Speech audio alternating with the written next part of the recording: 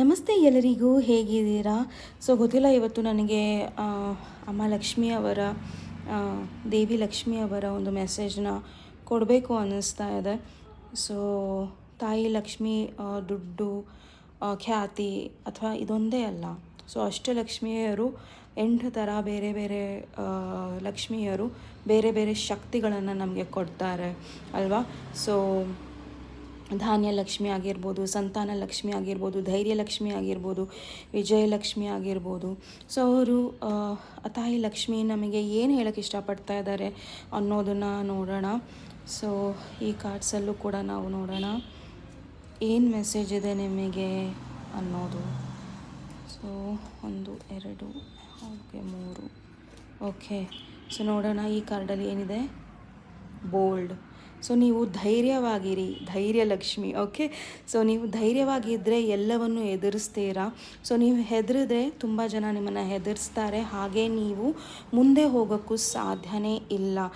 ನಿಮ್ಮಲ್ಲಿ ಕೆಲವೊಂದನ್ನು ಮಾಡಬೇಕು ಅನ್ನೋ ಒಂದು ಚೇತನೆ ಇದೆ, ಅಥವಾ ಉದ್ವೇಗ ಇದೆ, ಅಥವಾ ಏನೋ ಒಂದು ರೀತಿಯಲ್ಲಿ ನೀವು ಮಾಡಬೇಕು ಅಂತಿದ್ರೆ ದಯವಿಟ್ಟು ಅದನ್ನು ಧೈರ್ಯದಿಂದ ಮಾಡಿ. ಬಿಕಾಸ್ ಧೈರ್ಯ ಇಲ್ದಲೇ ಯಾವ ಕೆಲಸನೂ ಮಾಡೋದಕ್ಕೆ ಆಗೋದಿಲ್ಲ. ಬಿಕಾಸ್ ನೀವು ಧೈರ್ಯದಿಂದ ಏನನ್ನು ಮಾಡ್ತೀರಾ, ನಿಮಗದು ಯಶಸ್ಸು ಕೊಡುತ್ತೆ.